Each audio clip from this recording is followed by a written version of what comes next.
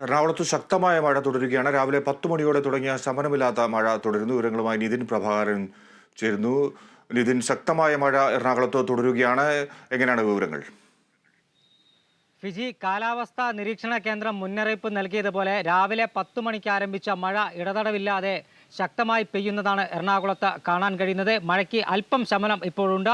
എങ്കിലും വരും മണിക്കൂറുകളിൽ ശക്തമായ മഴ ഉണ്ടാകുമെന്നാണ് കാലാവസ്ഥാ നിരീക്ഷണ കേന്ദ്രത്തിന്റെ മുന്നറിയിപ്പുള്ളത്.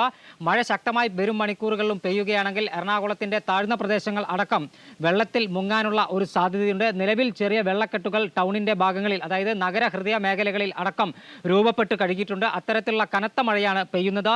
തീരദേശ മേഖലയിൽ അടക്കം ഇത്തരത്തിൽ ശക്തമായ മഴ രാവിലെ മുതൽ തന്നെ ലഭിക്കുന്നുണ്ട്. വരും മണിക്കൂറിലും മധ്യ കേരളത്തിൽ ശക്തമായ മഴ ഉണ്ടാകുമെന്നാണ് കാലാവസ്ഥാ നിരീക്ഷണ കേന്ദ്രത്തിന്റെ മുന്നറിയിപ്പ്.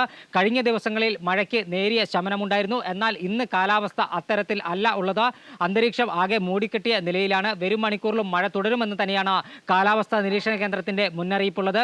ഞാൻ നേരത്തെ പറഞ്ഞതുപോലെ വരും മണിക്കൂറുകളിലും ശക്തമായ മഴ പെയ്യുകയാണെങ്കിൽ നഗരത്തിൽ വലിയ വെള്ളക്കെട്ട് രൂപപ്പെടാനുള്ള സാധ്യതയുണ്ട്.